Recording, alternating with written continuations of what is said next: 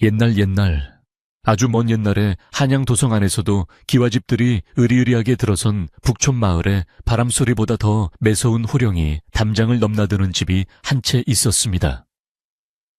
이 집의 주인은 성미가 불같고 눈초리가 매처럼 날카롭기로 소문난 최씨 부인인데, 동네 사람들은 그녀가 한번 헛기침을 하면 울던 아이도 뚝 그치고 지나가던 까치도 놀라서 도망간다고 수군거렸습니다. 최씨 부인은 대대로 벼슬을 지낸 명문가의 안주인으로서 집안의 법도를 목숨보다 귀하게 여겼지만, 그 기준이 워낙 높고 까다로워 아랫사람들은 물론이고 가족들조차 그녀 앞에서는 숨소리 한번 크게 내지 못하고 쥐 죽은 듯 지내야만 했습니다. 최씨 부인의 명성이 한양 바닥에 자자한 것은 비단 그녀의 드높은 기세 때문만은 아니었는데, 바로 며느리를 셋이나 갈아치운 전무후무한 이력 때문이었습니다. 첫째, 며느리는 시어머니의 눈빛이 무서워 반년 만에 친정으로 도망을 쳤고, 둘째, 며느리는 하루 종일 이어지는 잔소리에 병을 얻어나갔으며, 셋째, 며느리는 밥상머리에서 숟가락 놓는 법을 잘못 배웠다며 쫓겨났다는 소문이 파다하게 퍼져 있었습니다. 사람들은 최씨 부인의 아들이 장가를 든다는 소식이 들릴 때마다 이번에는 어떤 불쌍한 처자가 호랑이 굴로 제 발로 걸어 들어갈지 혀를 차며 걱정하곤 했습니다. 그러던 어느 늦가을 마당에 떨어진 낙엽조차 빚을 소리에 놀라 흩어지던 날, 최씨 부인의 외동아들이 네 번째 혼례를 올리게 되었다는 소식이 바람결에 실려왔습니다. 이번 새색시는 한양의 세도가 규수가 아니라 저 멀리 충청도 상골마을에서 글 읽는 선비의 딸로 자란 연화라는 이름의 처자였는데, 소문에 의하면 생김새가 복스럽고 성격이 유순하여 마치 갓 구운 찐빵처럼 모난 구석이 없다고 전해졌습니다.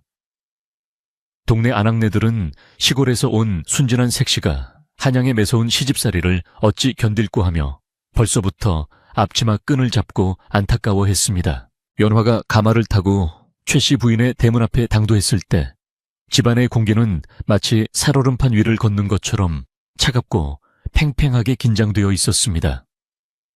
대문을 열고 들어선 연화는 화려한 비단옷 대신 정갈한 무명옷을 입고 있었으며, 얼굴에는 두려움 대신 은은한 미소가 감돌고 있어 보는 이들을 의아하게 만들었습니다.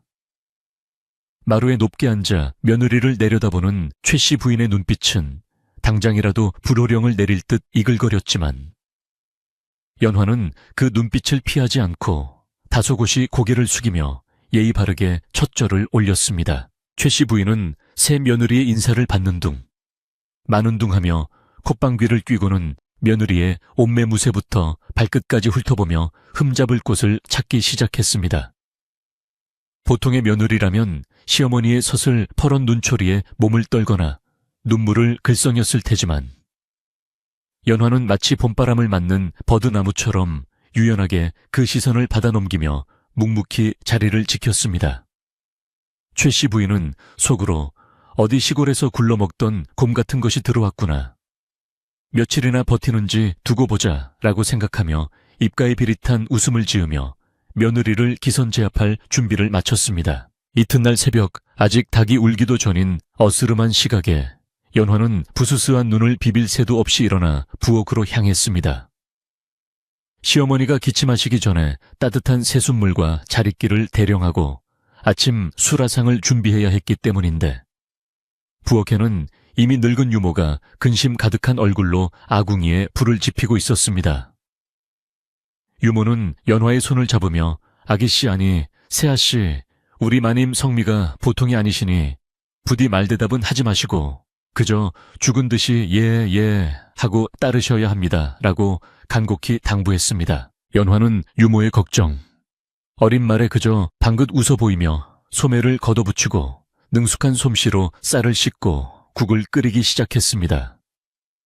그녀의 손놀림은 빠르면서도 소란스럽지 않아 그릇 부딪히는 소리 하나 나지 않았고, 아궁이의 불길을 조절하는 솜씨 또한 예사롭지 않아 유모는 속으로 감탄을 금치 못했습니다.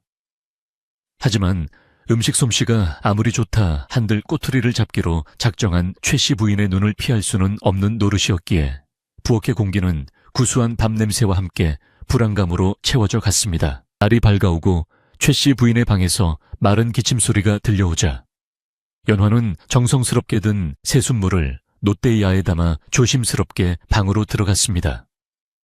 최 씨 부인은 이불 속에 앉아 며느리가 들어오는 모습을 매섭게 노려보다가 연화가 대야를 내려놓자마자 손가락으로 물을 톡 찍어보고는 벼락 같은 고함을 질렀습니다.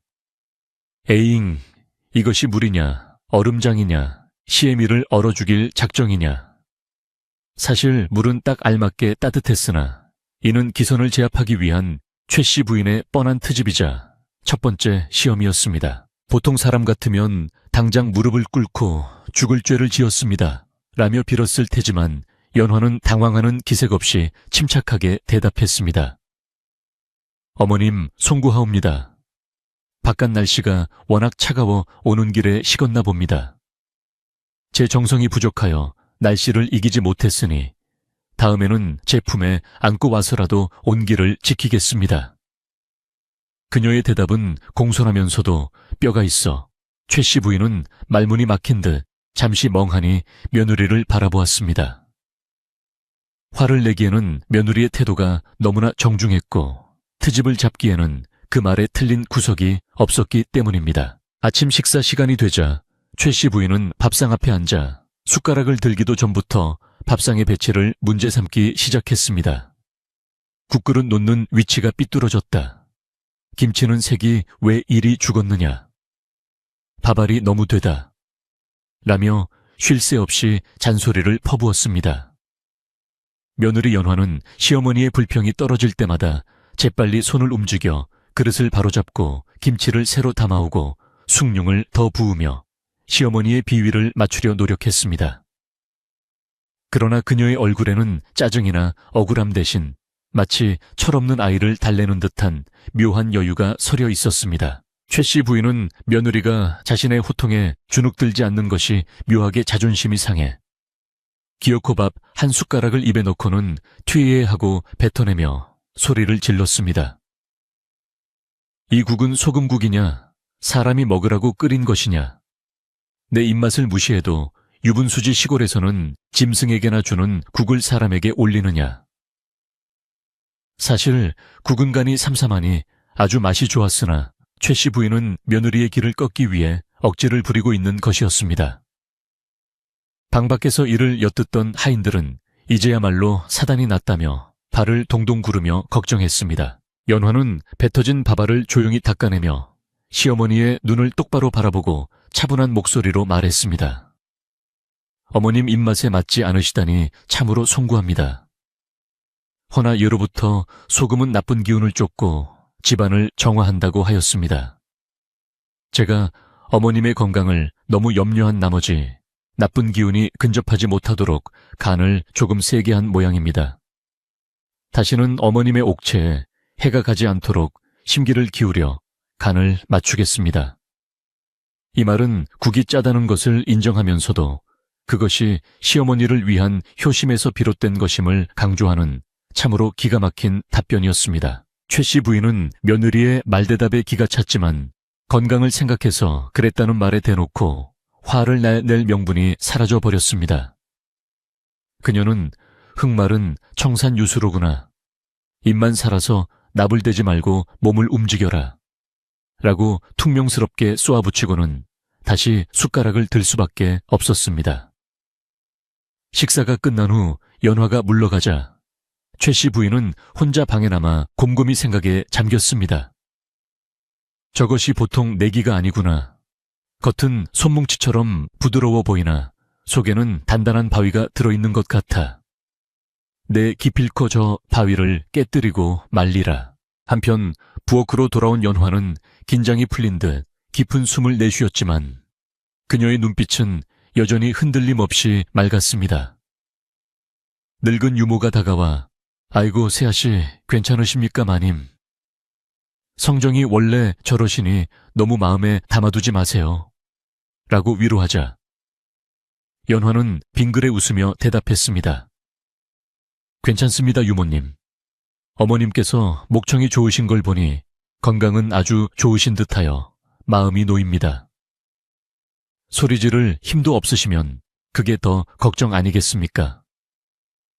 유모는 연화의 긍정적인 태도에 혀를 내두르면서도 한편으로는 이 당찬 며느리가 앞으로 닥칠 시집살이를 잘 헤쳐나갈 수 있을지 걱정이 앞섰습니다. 점심 나절이 되자 최 씨 부인은 며느리를 불러 마당 한 구석에 쌓여있는 커다란 장독들을 가리켰습니다. 이 독들은 우리 집안의 보물이나 다름없다. 먼지 하나 없이 반질반질하게 닦아놓아라. 해가 지기 전까지 다 못 닦으면 저녁밥은 없을 줄 알아라. 장독은 수십 개가 넘었고 겨우내 묵은 때가 앉아있어 장정서너시 달라붙어도 하루 종일 걸릴 일이었지만 최 씨 부인은 연화 혼자서 그 일을 다 하라고 지시한 것이었습니다. 이는 명백히 며느리를 골탕 먹이려는 심산이었고 누가 봐도 불가능한 명령이었습니다. 연화는 장독들을 한번 쓱 둘러보고는 네 어머님, 분부대로 하겠습니다. 라고 시원스럽게 대답하고는 곧바로 행주와 물동이를 챙겨왔습니다. 최 씨 부인은 대청마루에 앉아 며느리가 땀을 뻘뻘 흘리며 고생할 모습을 구경할 생각에 부채를 붙이며 기다렸습니다. 그러나 연화는 힘들어하는 기색은커녕 마치 춤을 추듯 리듬을 타며 장독을 닦기 시작했습니다. 그녀는 흥얼흥얼 콧노래까지 부르며 독 하나하나를 마치 귀한 자식을 목욕시키듯 정성스럽게 어루만졌고 그 모습은 고된 노동을 하는 사람이 아니라 소풍을 나온 사람처럼 보였습니다. 시간이 흐를수록 장독들은 햇살을 받아 보석처럼 반짝이기 시작했고 연화의 이마에 맺힌 땀방울조차 아름답게 빛났습니다. 최 씨 부인은 며느리가 괴로워하기는커녕 일을 즐기는 듯한 모습에 약이 바짝 올랐습니다. 저것 봐라, 힘들어서 울고불고 해야 마땅한데 콧노래라니 내가 며느리를 잘못 들였나? 아니면 저 아이가 모자란 것인가?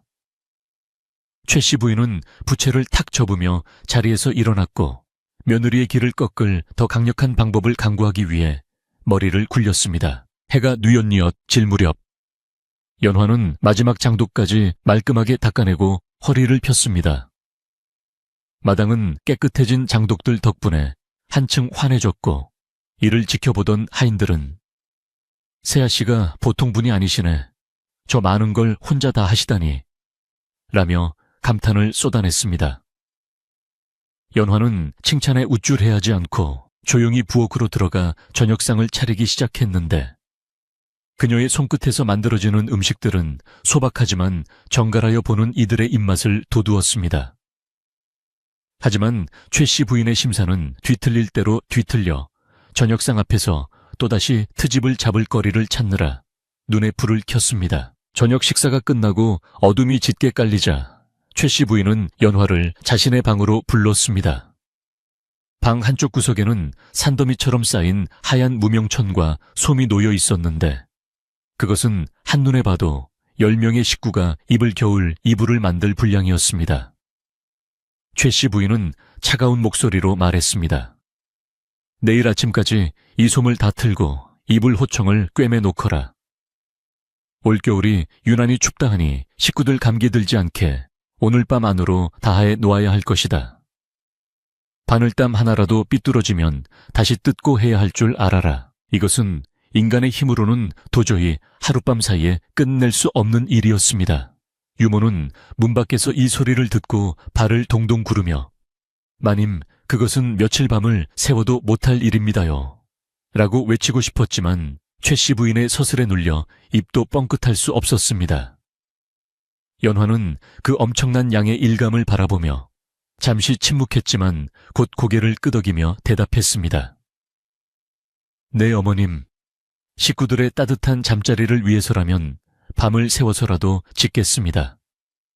다만 어머님의 깊은 사랑이 담길 이불이니 제가 정성을 다할 수 있도록 촛불을 하나 더 밝혀주십시오. 최 씨 부인은 며느리가 울며 불며 못하겠다고 매달릴 줄 알았는데 촛불을 더 달라고 요구하자 기가 막혔습니다. 촛불이 아까워서라도 빨리 끝내야 할 것이다. 라며 방을 나가는 최 씨 부인의 뒷모습을 보며 연화는 조용히 바늘을 집어들었습니다. 방 안에 홀로 남은 연화는 쌓여있는 무명천을 어루만지며 깊은 생각에 잠겼습니다. 바람은 문풍지를 세차게 흔들고 긴 밤은 이제 막 시작되려 하고 있었습니다. 과연 이 지혜롭고 당찬 며느리는 호랑이 같은 시어머니가 내린 불가능한 과제를 어떻게 해결해 나갈 것인지. 밤은 깊어가고 호롱불 그림자만 길게 흔들렸습니다. 밤은 깊어 삼경에 이르렀고 창밖에서는 매서운 초겨울 바람이 문풍지를 덜컹거리며 으르렁거리는 소리를 냈지만 연화의 방 안에서는 사각거리는 가위질 소리와 바늘이 천을 뚫고 지나가는 미세한 소리만이 정적을 채우고 있었습니다. 산더미처럼 쌓여있던 무명천은 연화의 야무진 손끝을 거치며 하나둘씩 제 모습을 갖추어가고 있었는데 그녀의 임에는 송글송글 땀방울이 맺혔으나 눈빛만은 흔들림 없이 촛불처럼 타오르고 있었습니다. 보통 사람이라면 밤을 꼬박 세워도 다 못할 분량이었기에 연화는 잠시도 쉴 틈 없이 손을 놀리면서도 마음속으로는 시어머니의 차가운 마음을 녹일 따뜻한 이불을 짓는다는 생각으로 정성을 다했습니다. 문 밖에서는 늙은 유모가 잠도 이루지 못한 채 안절부절 못하며 행여나 새색시가 쓰러지지는 않을까 노심초사하며 문틈으로 방 안을 엿보고 있었습니다. 유모의 눈에 비친 연화의 모습은 마치 하늘에서 내려온 선녀가 구름을 짜듯 우아하고 기품이 있어 보는 이로 하여금 경이로움을 자아내게 했습니다. 연화는 단순히 바느질만 빠르게 하는 것이 아니라 솜을 두툼하게 넣어 아랫목의 온기를 오래 머금도록 하고 깃부분에는 부드러운 천을 덧대어 살에 닿는 느낌까지 세심하게 배려하고 있었습니다. 시어머니가 낸 억지 숙제를 원망하기는커녕 오히려 시집 식구들을 위한 선물로 승화시키는 그녀의 마음 씀씀이는 밤하늘의 별처럼 빛났습니다. 새벽달기 회를 치고 동쪽 하늘이 푸르스름하게 밝아올 무렵 연화는 마침내 마지막 매듭을 짓고는 실을 끊어내며 긴 숨을 내쉬었습니다. 방 안에는 10식구가 덮고도 남을 만큼 넉넉하고 포근한 이불들이 가지런히 개켜져 있었고 그 위로 아침 햇살이 비치자 하얀 무명천이 눈부시게 반짝였습니다. 밤새 한숨도 자지 못했음에도 불구하고 연화는 흐트러짐 없는 모습으로 자리에서 일어나 옷매무새를 다듬고 시어머니가 기침하시기를 기다려 문 밖으로 나가 대기했습니다. 그녀의 얼굴에는 피곤함보다는 할 일을 다 마쳤다는 개운함과 당당함이 서려 있었습니다. 최 씨 부인은 날이 밝자마자 며느리의 방으로 들이닥칠 준비를 하며 회심의 미소를 지었는데 분명 며느리가 일을 다 마치지 못하고 울고 있을 것이라 확신했기 때문이었습니다. 부인은 헛기침을 크게 한번 하고는 며느리의 방문을 벌컥 열어젖히며 호통칠 기세를 잡았으나 눈앞에 펼쳐진 광경을 보고는 그만 입이 딱 벌어지고 말았습니다. 방 안에는 티끌 하나 없이 깨끗하게 정돈된 이불들이 높이 쌓여 있었고 그 솜씨가 어찌나 정교하고 꼼꼼한지 바늘땀 하나 흐트러진 곳을 찾을 수가 없었기 때문입니다. 최 씨 부인은 믿을 수 없다는 표정으로 이불 하나를 집어들어 이리저리 뜯어보았지만 흠잡을 곳은커녕 평생 보아온 그 어떤 침선장의 솜씨보다 훌륭했습니다. 부인은 며느리를 칭찬해주기는커녕 자존심이 상해 얼굴이 불그락푸르락 변했고 기어이 트집을 잡으려고 억지를 부리기 시작했습니다. 이불이 너무 두꺼워 무거워서 덮고 자겠느냐 솜을 아낌없이 넣으라 했다고 무식하게 쑤셔 넣었구나. 내 숨 막혀 죽으라고 이리 만들었지.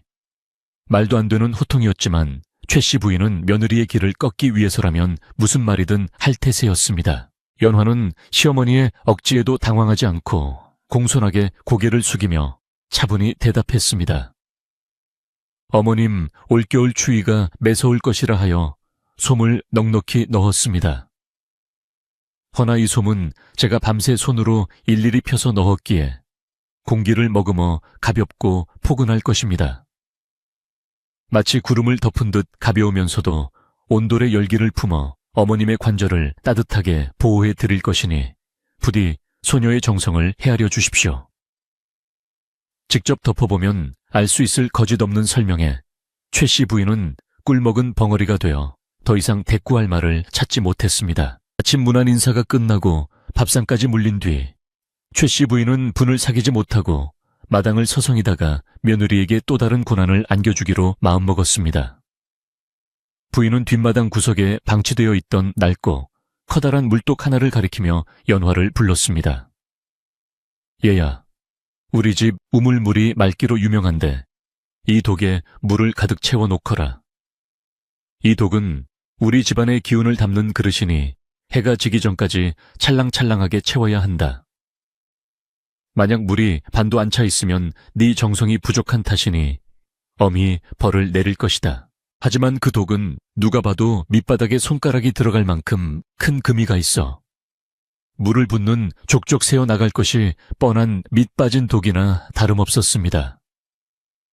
하인들은 마님께서 며느리를 내쫓으려고 작정하셨다며 수군거렸고 유모는 발을 동동 구르며 안타까워했지만 시어머니의 서슬퍼런 명령을 거역할 수는 없었습니다.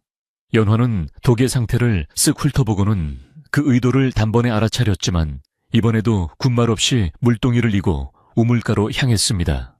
그녀의 뒷모습은 처량하기보다는 무언가 결심한 듯 단단해 보였습니다. 연화가 물을 길어 독에 붙자 예상대로 물은 채워지기가 무섭게 바닥의 틈 사이로 줄줄 새어나와 땅바닥만 흥건하게 적셨습니다.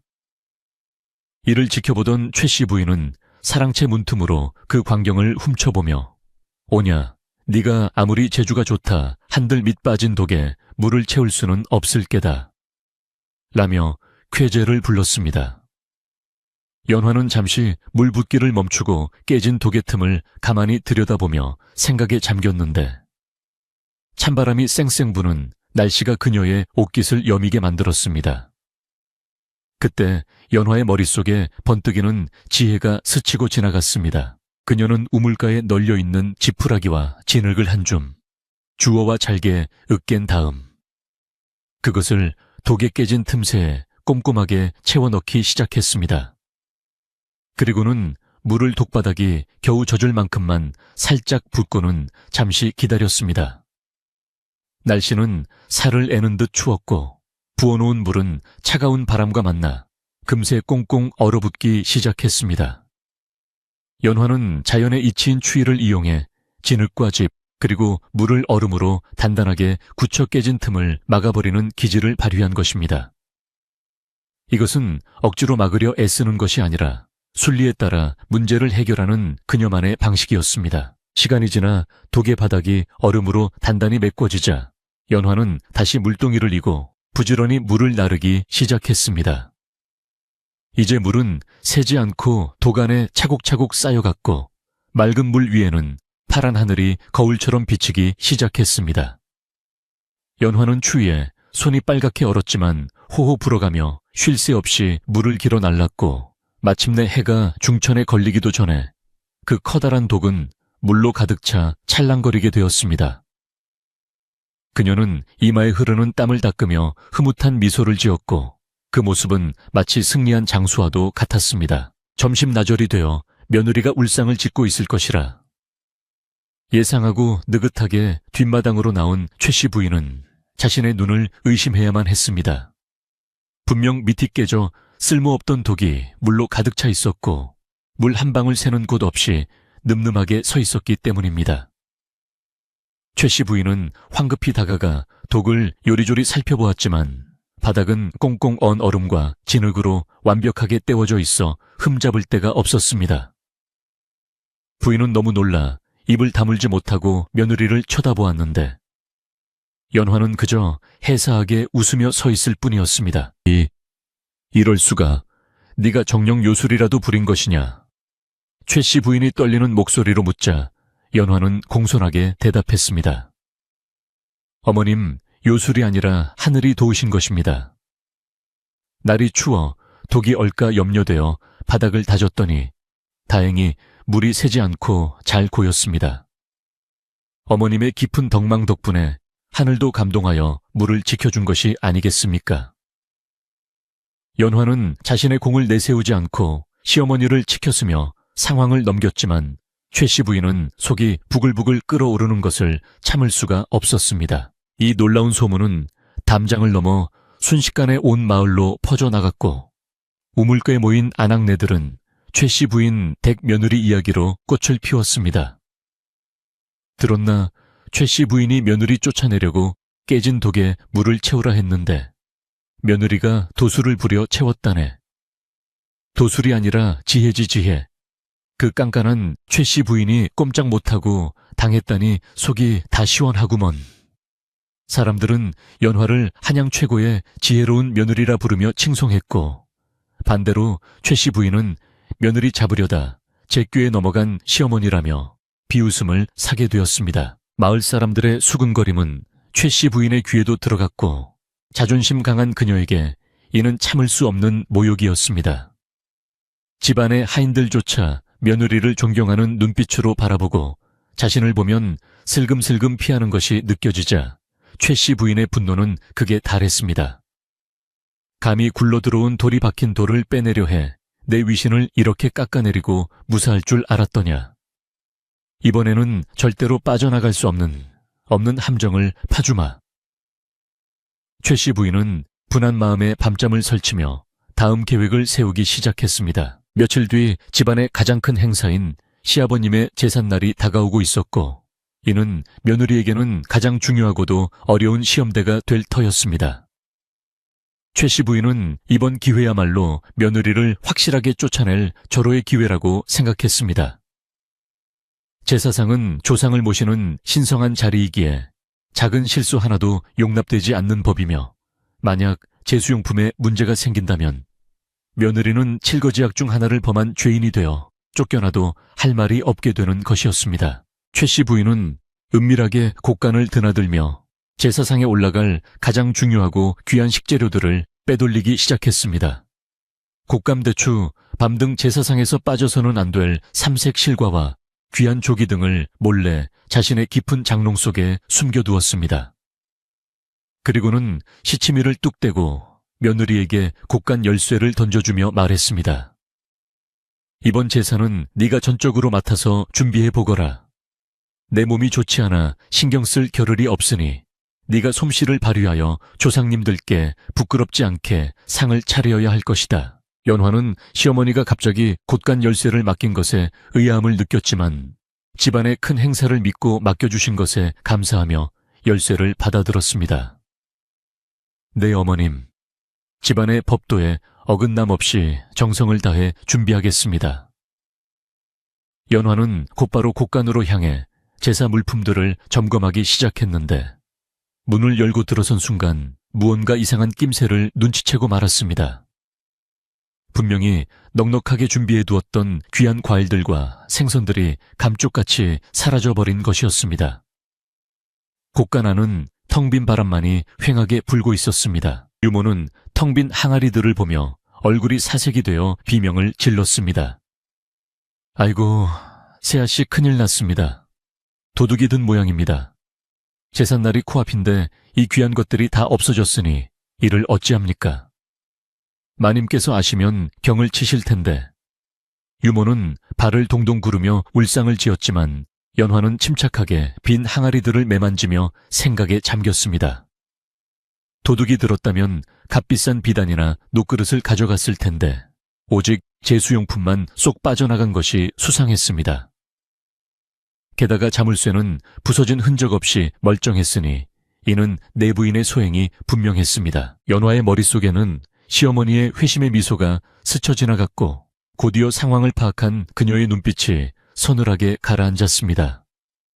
이것은 단순한 도난 사고가 아니라 자신을 궁지에 몰아넣기 위해 시어머니가 파놓은 치명적인 함정이었습니다. 재료가 없다고 지금 와서 아버님께 고해 바쳐봤자 관리를 소홀히 한 며느리의 탓으로 돌아갈 것이 뻔했고 그렇다고 장에 가서 새로 사오기에는 시간이 턱없이 부족했습니다. 진퇴양난의 상황 속에서 연화는 깊은 한숨 대신 옷고름을 단단히 여미며 마음을 다잡았습니다. 유모님, 너무 걱정하지 마세요. 호랑이에게 물려가도 정신만 차리면 산다고 했습니다. 없으면 없는 대로, 부족하면 부족한 대로 조상님을 모실 방법은 분명 있을 것입니다. 연화는 유모를 안심시켰지만 속으로는 어떻게 이 위기를 타개할지 치열하게 고민하기 시작했습니다. 시어머니는 며느리가 당황하여 허둥지둥하거나 울면서 매달리기를 기다리고 있겠지만 연화는 그렇게 호락호락 무너질 생각이 없었습니다. 집안에는 폭풍전야의 고요함이 감돌았고 다가오는 제삿날 밤은 두 여인의 자존심을 건 마지막 승부처가 될 것이 분명했습니다. 곡간문을 나서는 연화의 발걸음은 그 어느 때보다 무거웠지만 그녀는 하늘을 올려다보며 조용히 다짐했습니다. 어머님께서 시험을 주신다면 저는 그 시험을 넘어 감동을 드리겠습니다. 두고 보십시오. 바람이 거세게 불어와 마당의 낙엽을 휩쓸고 지나갔고 최 씨 부인의 방문 창호지 너머로 그림자가 어른거렸습니다. 과연 지혜로운 며느리는 사라진 재물을 대신해 무엇으로 제사상을 채울 것인지, 그리고 이 숨막히는 고부간의 전쟁은 어떤 결말을 맞이할 것인지 이야기는 점점 절정을 향해 치닫고 있었습니다. 제삿날 아침이 밝아오자 최 씨 부인의 집안은 마치 전쟁터를 방불케 하는 긴장감에 휩싸였습니다. 하늘은 잔뜩 찌푸려 금방이라도 눈을 쏟아낼 듯 무거웠고 바람은 담장을 넘어 마당의 마른 나뭇가지들을 사정없이 흔들어대며 을씨년스러운 분위기를 자아냈습니다. 부엌에서는 새벽부터 하인들이 분주하게 움직이며 불을 지피고 그릇을 닦았지만 그들의 얼굴에는 하나같이 수심이 가득 차 있어 누구 하나 크게 숨을 쉬는 이가 없었습니다. 제사상에 올라갈 가장 중요한 실과와 건어물이 감쪽같이 사라진 마당에 오늘 밤 제사가 무사히 치러질 수 있을지, 그리고 그 불호령이 누구에게 떨어질지 두려웠기 때문입니다. 최 씨 부인은 안방 아랫목에 비스듬히 누워 곰방대를 물고는 문 밖에서 들려오는 분주한 소리에 귀를 기울이며 회심의 미소를 짓고 있었습니다. 오냐, 네가 제 아무리 재주가 뛰어난들 없는 재료를 만들어낼 수는 없을 것이다. 오늘 밤 친척들이 다 모인 자리에서 망신을 당하고 쫓겨날 내 꼴을 생각하니 10년 묵은 체증이 다 내려가는구나. 부인은 깊숙한 장롱 속에 숨겨둔 곶감과 대추 보따리를 힐끗 쳐다보며 며느리가 혼비백산하여 울며불며 들어오기를 기다렸습니다. 그러나 해가 중천에 뜨도록 며느리는 콧배기도 보이지 않았고 부엌에서는 도마질 소리와 고소한 기름 냄새만이 끊임없이 흘러나올 뿐이었습니다. 연화는 텅 빈 곳간 앞에서 잠시 망설였으나 이내 마음을 다잡고 부엌으로 돌아와 하인들을 진두지휘하기 시작했습니다. 유모님, 너무 걱정 마시고 일단 있는 재료들로 최선을 다해 음식을 장만해 주십시오. 탕국은 평소보다 더 맑고 깊게 우려내고 저는 모양이 흐트러지지 않게 정성을 다해 부쳐야 합니다. 연화의 목소리에는 흔들림이 없었고 오히려 평소보다 더 침착하고 단호하여 하인들은 그녀의 기세에 눌려 덩달아 힘을 내기 시작했습니다. 비록 핵심 재료는 없었지만 그녀는 다른 음식들의 맛과 정성으로 그 빈자리를 채우려는 듯 보였습니다. 하지만 연화의 속마음까지 편안한 것은 아니었습니다.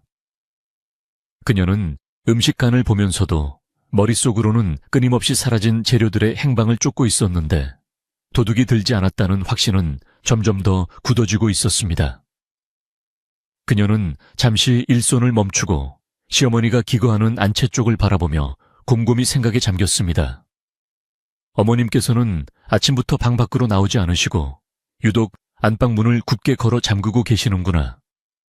혹시 연화의 머릿속에 퍼뜩 스치는 생각이 있었지만 섣불리 의심하기에는 너무나 엄청난 일이라 고개를 가로저었습니다. 점심나절이 지나자 연화는 갓 지은 떡과 따뜻한 차를 쟁반에 받쳐 들고 시어머니의 방으로 향했습니다. 문 앞에서 인기척을 내자 안에서는 부스럭거리는 소리가 들리더니 한참 만에야 최 씨 부인의 목소리가 들려왔습니다. 들어오너라. 연화가 문을 열고 들어가자 방 안에는 묘한 향기가 감돌고 있었는데 그것은 평소에 맡던 향 냄새가 아니라 달큰하고 진한 곶감의 향기였습니다. 최 씨 부인은 황급히 장롱문을 닫으며 짐짓 태어난 척 헛기침을 했지만 연화의 예리한 후각과 눈썰미를 속일 수는 없었습니다. 연화는 찻상을 내려놓으며 시어머니의 표정을 살폈는데 최 씨 부인의 입게는 미처 닦지 못한 곶감의 하얀 가루가 살짝 묻어 있었습니다. 그리고 닫힌 장롱 문틈 사이로 붉은 대추 한 알이 굴러 나와 있는 것이 연화의 눈에 포착되었습니다. 모든 퍼즐이 맞춰지는 순간 연화는 배신감보다는 씁쓸함과 동시에 묘한 안도감을 느꼈습니다. 역시 어머님의 소행이었구나. 차라리 잘 되었다. 도둑이 든 것이 아니라면 물건은 집 안에 있는 것이니 찾을 방법은 내가 만들면 된다. 연화는 모른 척 시선을 거두고 공손히 차를 올렸습니다. 어머님 방 안에 단내 가득한 것을 보니 좋은 향을 피우셨나 봅니다.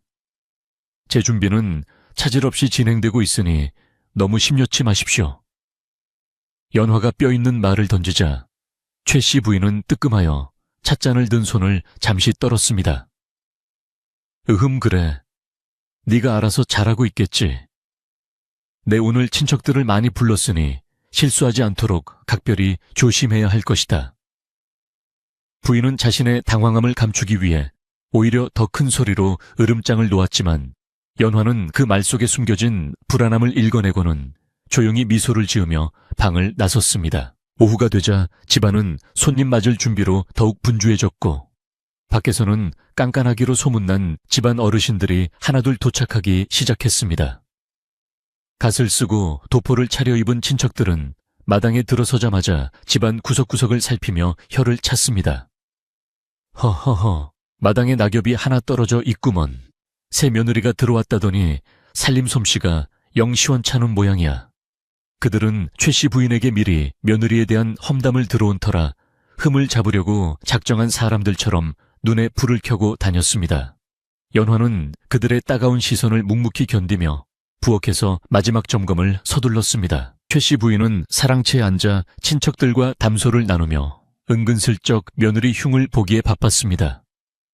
아이고, 시골에서 온 아이라 예법을 제대로 알기나 하는지 모르겠습니다. 제가 그리 가르쳤건만 워낙 둔해서 말귀를 못 알아들으니 오늘 제사상이나 제대로 차려올지 걱정입니다. 친척들은 맞장구를 치며 형수님 고생이 많으십니다. 며느리를 잘못 들이면 집안이 망한다는데 큰일이군요. 라며 혀를 찼습니다. 부인은 겉으로는 걱정하는 척했지만 속으로는 잠시 후 벌어질 사단에 대한 기대감으로 가슴이 뛰었습니다. 한편 부엌에서는 유모가 울상을 지으며 연화의 옷소매를 잡고 애원했습니다. 세아씨, 이제 곧 상을 차려내야 하는데 과일이랑 조개는 어찌합니까? 이대로 빈 접시를 올렸다가는 저 어른들한테 뼈도 못 추리십니다. 차라리 지금이라도 마님께 사실대로 고하고 용서를 비는 게 낫지 않을까요? 유모는 최 씨 부인이 숨겼다는 사실을 모르고 있었기에 그저 며느리가 준비를 못한 줄 알고 안절부절 못했습니다. 하지만 연화는 단호한 표정으로 고개를 저으며 유모의 손을 따뜻하게 감싸 쥐었습니다. 유모님 걱정 마세요. 제가 다 생각이 있습니다. 상에는 빈 접시가 올라가지 않을 것입니다. 다만 순서가 조금 다를 뿐이지요. 유모님은 제가 일러드린 대로 탕국과 나물 그리고 전만 정성스럽게 담아주십시오. 그리고 제가 신호를 보내면 그때 떡을 내오시면 됩니다. 연화의 눈빛에는 결연한 의지가 담겨 있었고 그 모습에 유모는 불안한 마음을 겨우 진정시키며 다시 국자 손잡이를 잡았습니다. 연화는 부엌 한 구석에 놓인 빈 쟁반들을 바라보며 이번 싸움은 단순히 음식을 차리는 것이 아니라 진심과 거짓을 가려내는 일임을 되새겼습니다. 날이 어둑어둑해지고 사랑채의 촛불이 밝혀지자 드디어 제사를 알리는 충문 읽는 소리가 들려올 시간이 다가왔습니다. 대청마루에는 병풍이 둘러쳐지고 교의가 놓였으며 친척들은 엄숙한 표정으로 제사상 앞에 자리를 잡고 앉았습니다. 최 씨 부인은 가장 상석 옆에 앉아 매서운 눈으로 부엌 쪽을 노려보고 있었는데 그녀의 표정은 마치 죄인을 기다리는 심판관과도 같았습니다. 자, 이제 들어올 때가 되었지. 빈 쟁반을 들고 와서 무릎을 꿇거라. 드디어 부엌 문이 열리고 연화와 하인들이 제사상을 들고 들어오기 시작했습니다. 고소한 냄새가 대청마루를 가득 채우자 친척들의 시선이 일제히 밥상으로 쏠렸습니다. 하인들은 조심스럽게 상을 내려놓았고 연화는 단정한 걸음걸이로 걸어와 상 앞에 섰습니다. 상 위에는 김이 모락모락 나는 탕국과 노릇노릇하게 구워진 전, 그리고 윤기가 흐르는 떡과 나물들이 풍성하게 차려져 있어 보는 이들의 군침을 돌게 했습니다. 그러나 치명적인 결점이 하나 있었으니 바로 상이 맨 앞줄 홍동백서에 따라 놓여야 할 과일과 건어물 자리가 텅 비어 있었던 것입니다. 좌중에는 순간 정적이 흘렀고 곧이어 웅성거리는 소리가 파도처럼 번져 나갔습니다. 아니, 이게 무슨 일인가? 제사상에 삼색 실과가 없다니. 조기도 없고 포도 없어. 이것이 조상님을 모시는 상이란 말인가? 친척들은 경악을 금치 못하며 혀를 찾고 최 씨 부인은 이 순간을 놓치지 않고 벌떡 일어나 소리를 질렀습니다. 내 인연 이게 무슨 망발이냐. 내가 그리 일렀건만 감히 조상님 제사상을 이따위로 차려와 네가 우리 집안을 아주 능멸하려 드는구나. 부인의 호통소리가 기와 지붕을 들썩일 듯 울려 퍼졌습니다. 최 씨 부인은 속으로 쾌재를 부르며 며느리를 몰아세웠습니다. 곡간 열쇠까지 맡겼거늘 재료를 다 어디다 팔아먹고 빈 접시를 내오느냐. 네가 정녕 며느리로서의 본분을 잊고 딴 주머니를 찬 것이냐. 친척들 역시 혀를 차며 세상 말세로다. 며느리가 제수용품을 빼돌리다니 라며 비난의 화살을 쏘아댔습니다. 모든 상황은 최 씨 부인의 시나리오대로 흘러가는 듯 했고 연화는 벼랑 끝에 몰린 듯 보였습니다. 하지만 연화는 고개를 숙이고 있을 뿐 두려움에 떨거나 변명을 늘어놓지는 않았습니다. 연화는 천천히 고개를 들어 시어머니와 친척들을 둘러보았습니다. 그녀의 표정은 놀라울 정도로 차분했고 눈빛은 맑게 빛나고 있었습니다. 아버님 그리고 집안 어르신들 죽을 죄를 지었습니다. 소인이 부족하여 미처 상을 다 채우지 못했습니다. 하오나 소인이 감히 제수용품을 빼돌리거나 게을리한 것은 결코 아니옵니다. 연화의 또랑또랑한 목소리가 장내의 소란을 잠재웠습니다. 그녀는 숨을 한 번 고르고는 시어머니인 최 씨 부인을 똑바로 바라보며 말을 이었습니다. 어머님, 저는 오늘 아침부터 곡간을 샅샅이 뒤졌으나 그 어디에도 대추와 밤 곡감을 찾을 수가 없었습니다. 도둑이 든 흔적도 없었기에 저는 집안에 분명 다른 사정이 있을 것이라 짐작했습니다. 연화의 말에 최 씨 부인의 눈썹이 꿈틀거렸습니다.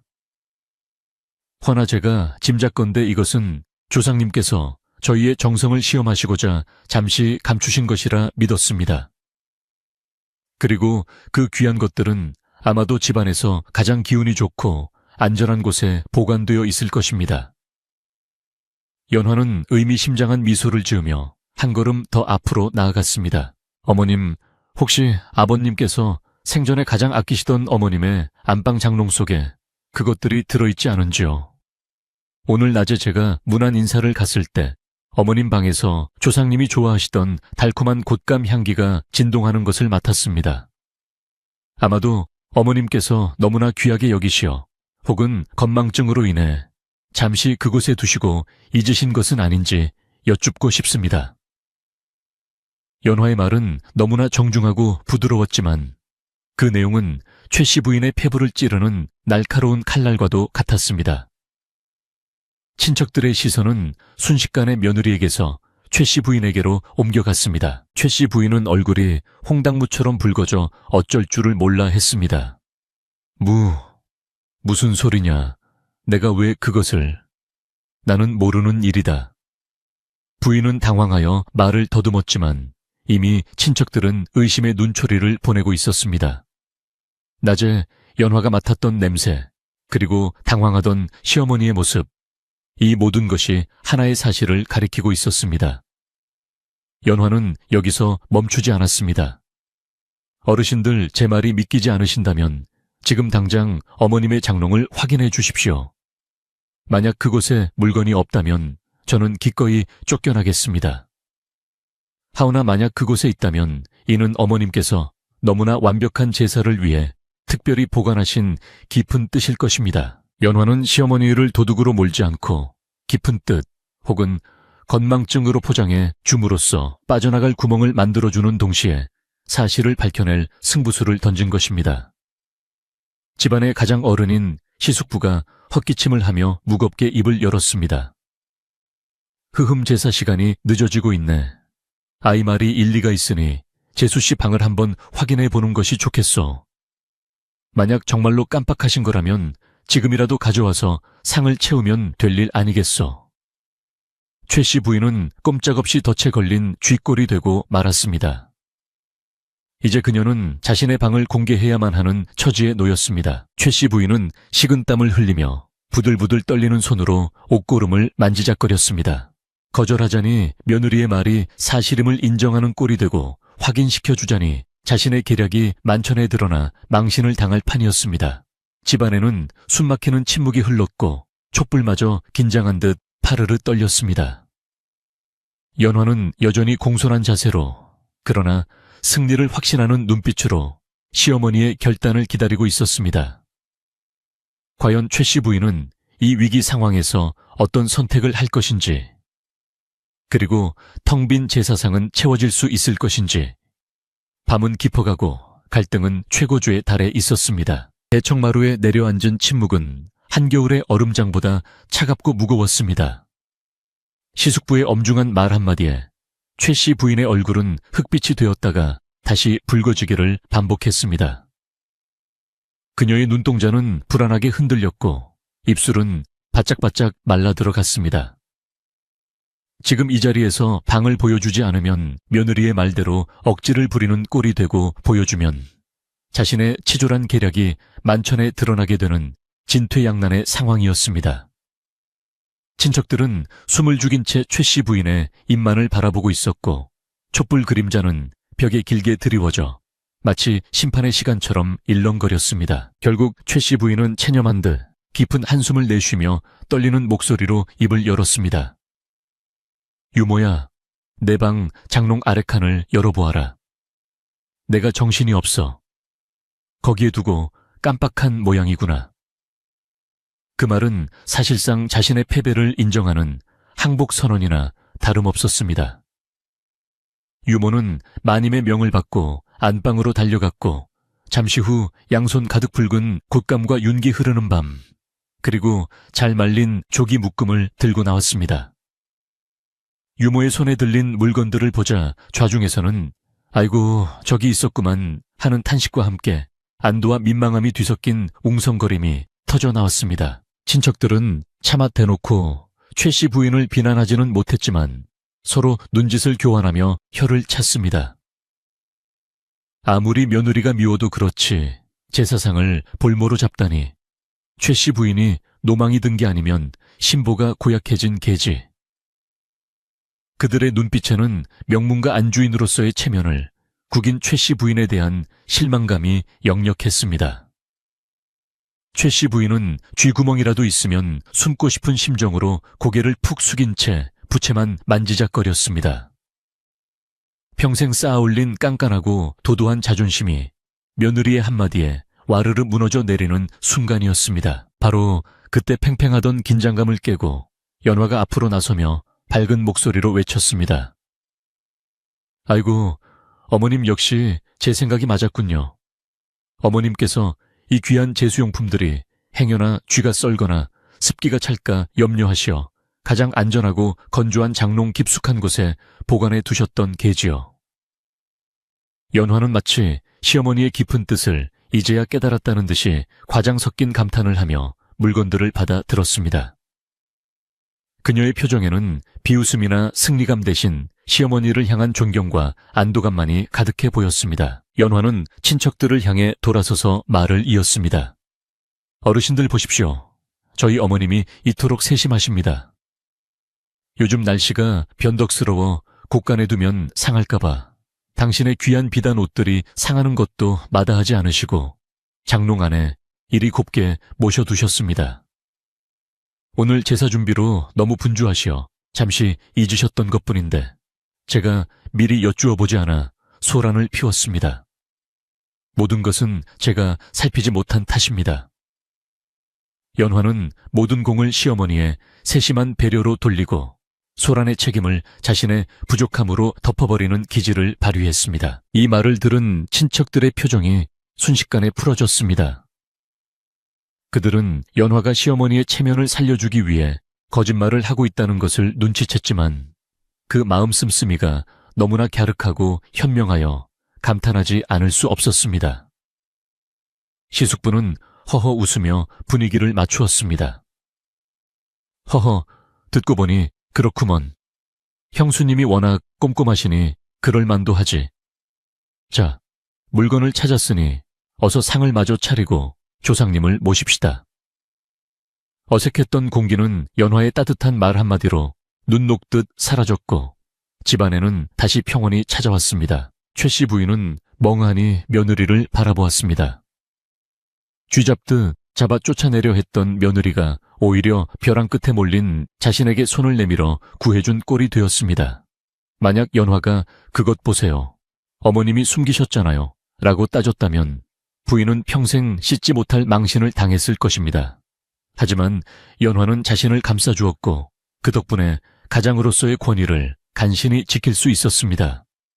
부인의 가슴속에서 뜨거운 무언가가 울컥 치밀어 올랐는데 그것은 분노가 아니라 부끄러움과 묘한 고마움이었습니다. 이제 제사상은 완벽하게 갖추어졌습니다. 연화와 하인들은 솜씨 좋게 과일을 깎아 올리고 포를 괴어 빈자리를 채웠습니다. 붉은 대추와 하얀 밤 황금빛 곶감이 자리를 잡자 제사상은 비로소 풍성하고 위엄 있는 모습을 되찾았습니다. 연화는 마지막으로 향로에 향을 피우고 술잔을 채워 시숙부에게 건넸습니다. 은은한 향 냄새가 대청마루를 감싸고 엄숙한 분위기 속에서 절을 올리는 자손들의 모습은 그림처럼 아름다웠습니다. 바람소리조차 숨을 죽인 밤 최 씨 집안의 제사는 그 어느 때보다 경건하게 진행되었습니다. 제사가 끝나고 음복을 하는 시간이 되자 연화의 진가가 다시 한번 빛을 발했습니다. 친척들은 연화가 만든 탕국을 한 숟가락 뜨고는 눈을 동그랗게 떴습니다. 아니, 국물 맛이 어찌 이리 깊고 시원한가. 소고기를 많이 넣은 것도 아닌 듯한데 감칠맛이 일품일세. 또한 나물은 질기지 않고 아삭하게 무쳐졌으며 저는 식어도 기름지지 않고 고소했습니다.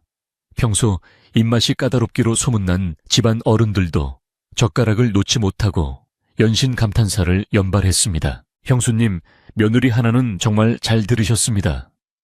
음식 솜씨도 솜씨려니와 아까 그 임기응변을 보니 보통 내기가 아닙니다.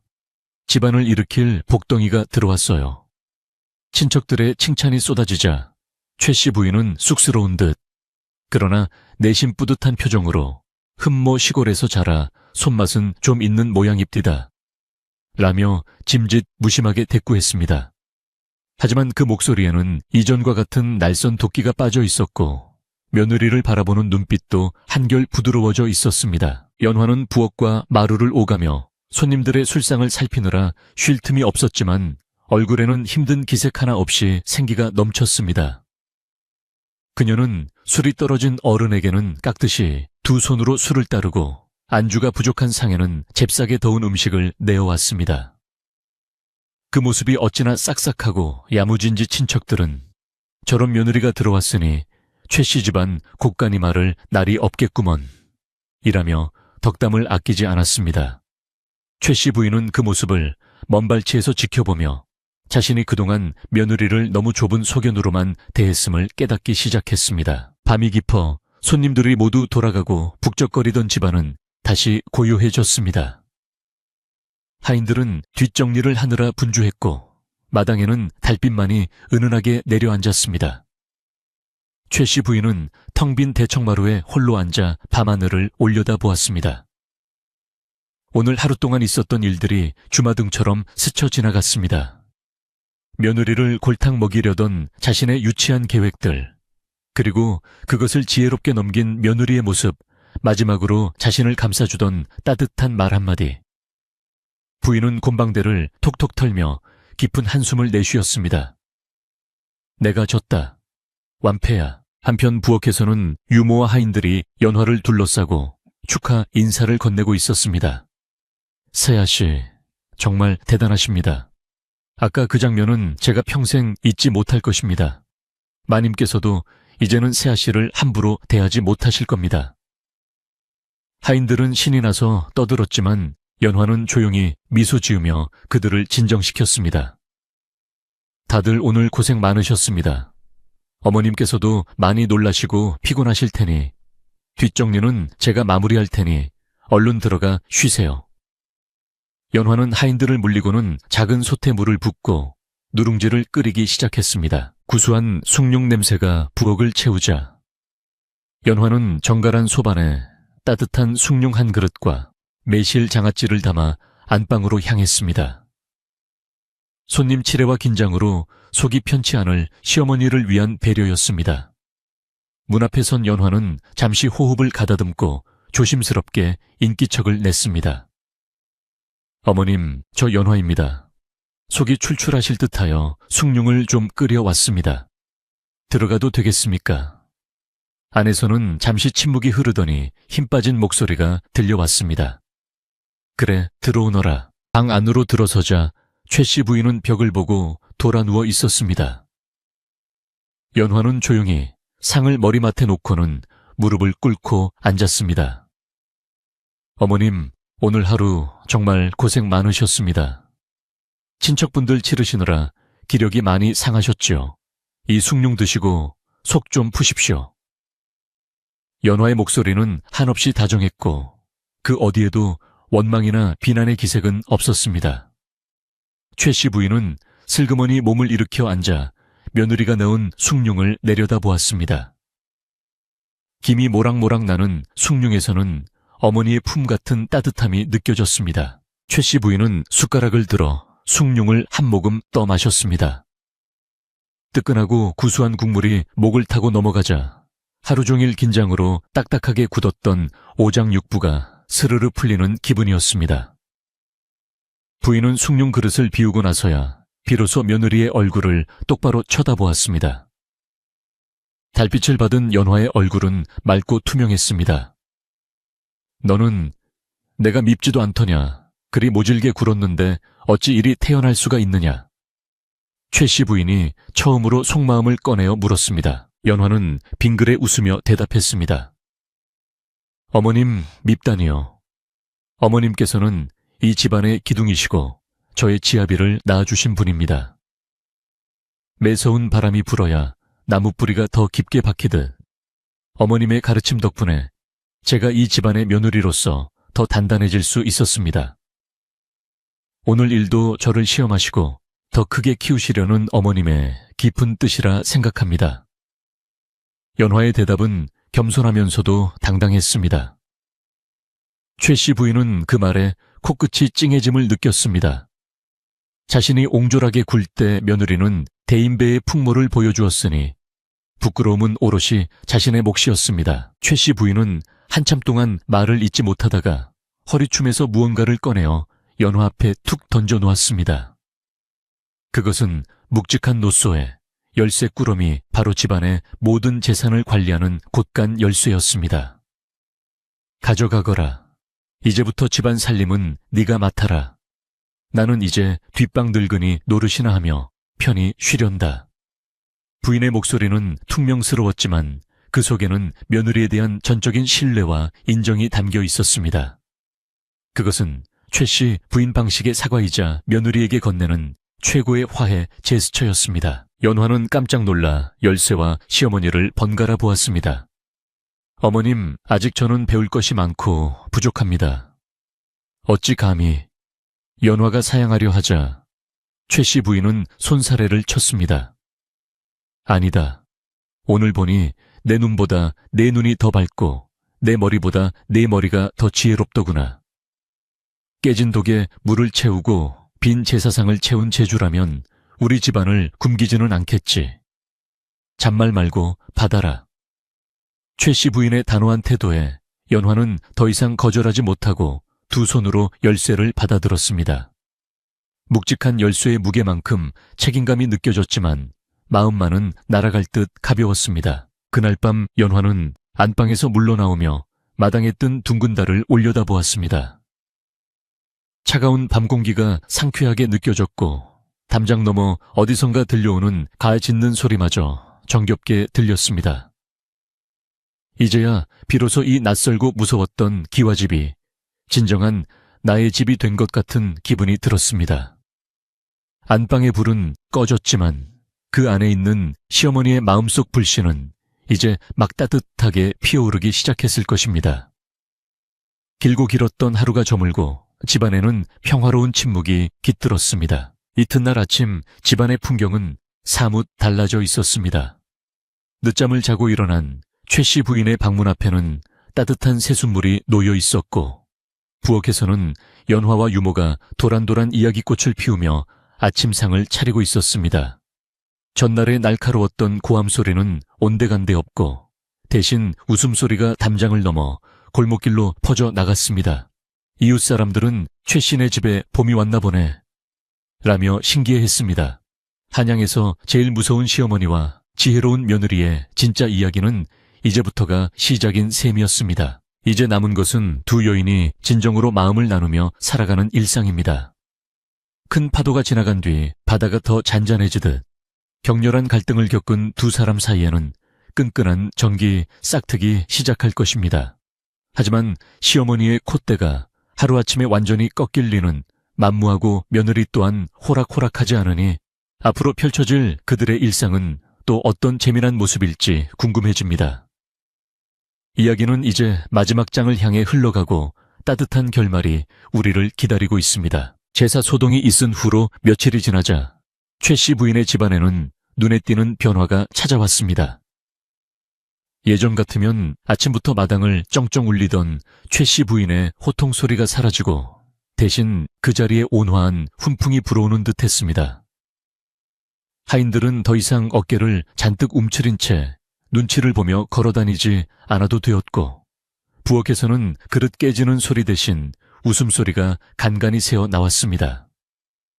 물론 최 씨 부인의 성미가 하루아침에 비단결처럼 고와진 것은 아니었지만 적어도 이유 없는 트집이나 억지스러운 고집으로 사람을 괴롭히는 일은 거짓말처럼 자취를 감추었습니다. 연화는 시어머니에게 넘겨받은 곳간 열쇠를 허리춤에 차고 집안 살림을 알뜰살뜰 꾸려나가기 시작했습니다. 그녀는 단순히 곳간 문을 걸어 잠그고 아끼기만 하는 것이 아니라 베풀어야 할 때는 넉넉히 베풀고 아껴야 할 때는 무섭게 조이는 지혜를 발휘했습니다. 하인들의 해진 옷을 새 무명천으로 지어 입히고 겨울 양식을 넉넉히 나누어 주니 아랫사람들의 충성심은 날로 높아만 갔습니다. 최 씨 부인은 사랑채 마루에 앉아 며느리가 안살림을 휘어잡는 모습을 지켜보며 겉으로는 곤방대만 뻐끔거렸으나 속으로는 제법이구나, 내 눈이 틀리지 않았어 하며 흐뭇한 미소를 감추지 못했습니다. 마을 사람들 사이에서도 최 씨 부인 댁에 대한 소문은 완전히 뒤집혔습니다. 호랑이 시어머니가 며느리를 잡아먹으려다 이빨이 빠졌다더라. 아니지, 며느리가 호랑이를 길들여 고양이로 만들었다더라 하는 우스갯소리가 돌았지만 그 속에는 연화에 대한 칭송과 부러움이 가득했습니다. 동네 안악들은 집안에 골치 아픈 일이 생기면 연화를 찾아와 지혜를 구하곤 했고 연화는 그때마다 거만 떨지 않고 차분하게 조언을 건넸습니다. 최 씨 부인은 그런 며느리의 인기가 싫지 않은 듯 마실을 나가서도 우리 며느리가 좀 유별나게 똑똑해서 원 귀찮아 죽겠어 라며 은근슬쩍 자랑을 늘어놓곤 했습니다. 어느 날 오후 이웃 마을에 사는 박 씨 부인이 놀러와 최 씨 부인과 담소를 나누게 되었습니다. 박 씨 부인은 평소 남의 말을 하기 좋아하는 성격이라 은근슬쩍 연화를 깎아내리는 말을 던졌습니다. 형님 며느리가 너무 기가 세면 집안 남정네들 길을 누른다는데 걱정 안 되시오. 시골 출신이라 억척스러운 면이 있어 보이던데. 예전 같으면 최 씨 부인이 맞장구를 치며 흉을 보았겠지만 이번에는 달랐습니다. 최 씨 부인은 찻잔을 탁 소리나게 내려놓으며 눈을 부라렸습니다. 이복의 자네, 지금 무슨 소리를 하는 건가? 내 며느리는 기가 센 게 아니라 심지가 굳은 걸세. 어디서 감히 남의 귀한 며느리를 함부로 입에 올리나. 사나 감야다라. 박씨 부인은 최씨 부인의 서슬 퍼런 반응에 깜짝 놀라 입을 다물었고, 문 밖에서 다과상을 들고 오던 연화는 이 소리를 듣고 발걸음을 멈췄습니다.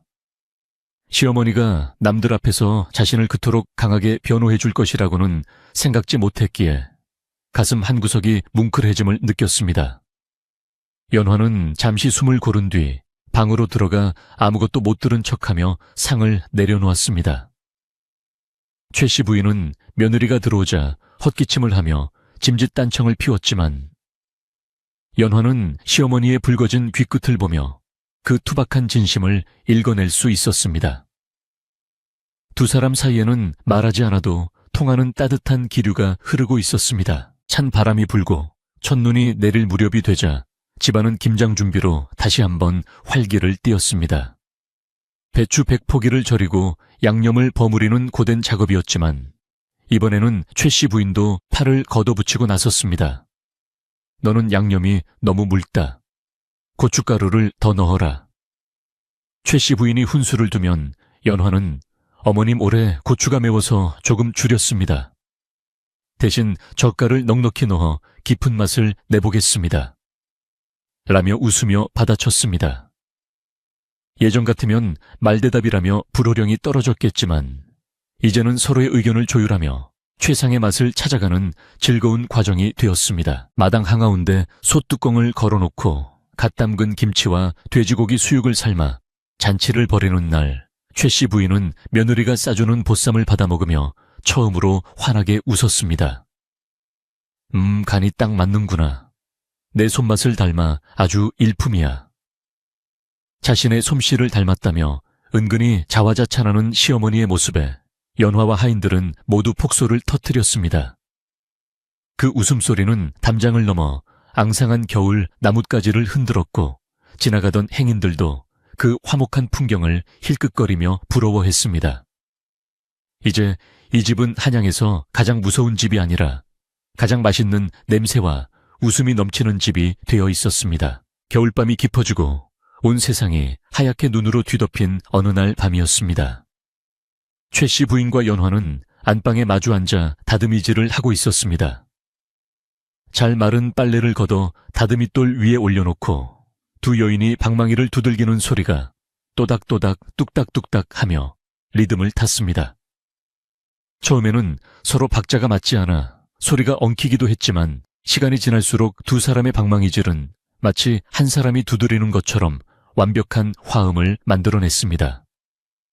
맑고 경쾌한 다듬이 소리는 밤하늘로 퍼져나가며 고부간의 갈등이 완전히 씻겨 내려갔음을 알리는 연주와도 같았습니다. 한참을 두들기다 팔이 아파올 즈음 최씨 부인이 먼저 방망이를 내려놓으며 긴 숨을 내쉬었습니다.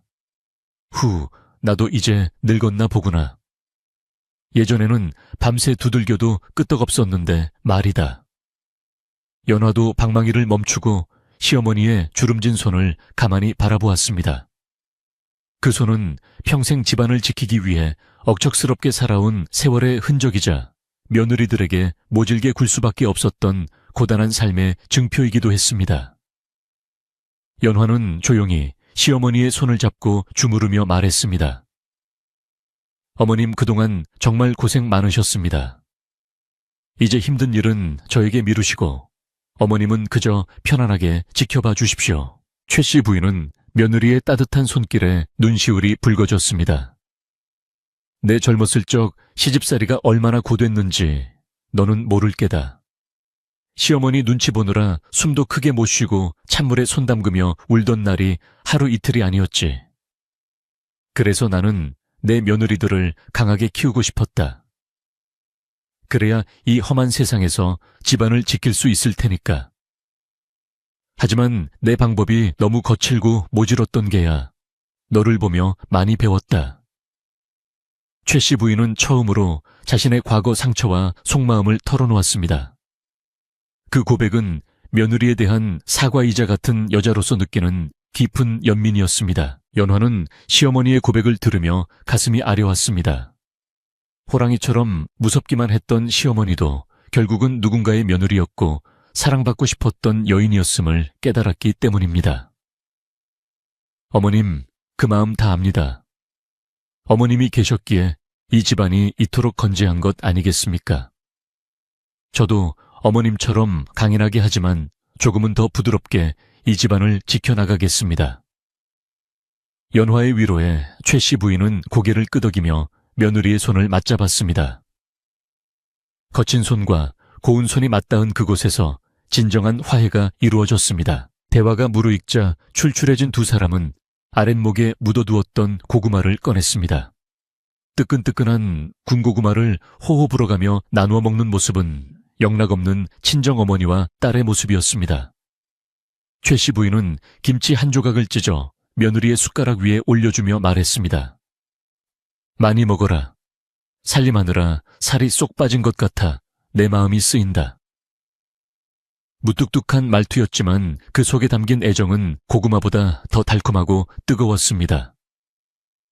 연화는 입안 가득 퍼지는 달콤함에 행복한 미소를 지으며 이 밤이 영원히 계속되기를 바랐습니다. 밤은 점점 깊어 삼경을 알리는 북소리가 멀리서 들려왔고 창밖에는 한방눈이 소리 없이 쌓여온 세상을 포근하게 감싸고 있었습니다. 방 안의 호롱불은 기름이 닿아 가물거렸지만 두 여인의 그림자는 벽에 나란히 기대어 흔들림이 없었습니다. 이제 이 집에는 더 이상 서로를 감시하고 의심하는 차가운 눈초리는 존재하지 않았습니다. 대신 서로를 의지하고 보듬어주는 따뜻한 온기만이 구들장처럼 뜨끈하게 방 안을 채우고 있었습니다. 최 씨 부인과 연화는 그렇게 도란도란 이야기를 나누다 스르르 잠이 들었습니다. 다음 날 아침 해가 뜨자마자 최 씨 부인은 대문을 활짝 열어젖혔습니다. 하얀 눈이 소복하게 쌓인 마당을 보며 부인은 큰 소리로 외쳤습니다. 연화야 나와서 이 눈 좀 보아라. 꼭 내 마음처럼 하얗고 곱구나. 연화가 부엌에서 달려 나오자 두 사람은 마주보고 환하게 웃었습니다. 그 웃음은 한양 바닥을 떠들썩하게 했던 고부 갈등의 종지부를 찍는 마침표이자 앞으로 펼쳐질 행복한 나날들의 시작을 알리는 신호탄이었습니다. 사람들은 이제 이 집을 호랑이 굴이 아닌 복이 넝쿨째 굴러들어온 집이라 부르게 되었습니다. 세월이 흘러 연화는 아이를 낳아 어머니가 되었고 최 씨 부인은 손주를 무릎에 앉히고 옛날 이야기를 들려주는 자상한 할머니가 되었습니다. 가끔 손주가 할머니는 옛날에 아주 무서운 호랑이였다면서요 라고 물으면 최 씨 부인은 연화를 바라보며 껄껄 웃으며 대답하곤 했습니다.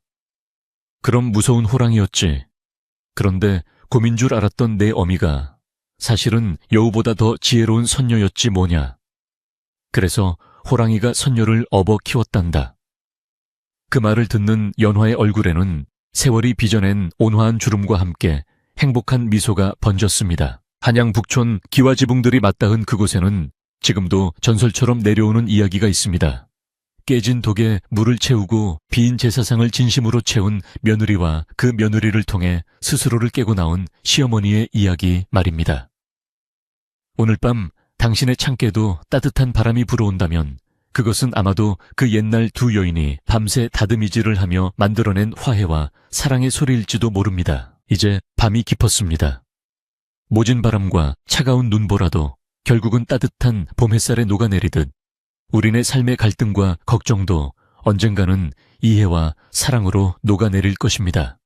최 씨 부인과 연화가 서로의 손을 잡고 편안하게 잠든 것처럼 오늘 하루 고단했던 당신도 마음의 짐을 내려놓고 포근한 이불 속에서 꿀잠을 주무시길 바랍니다. 옛 이야기는 여기서 끝을 맺고 달님도 구름 뒤로 숨어 휴식을 취하러 갑니다.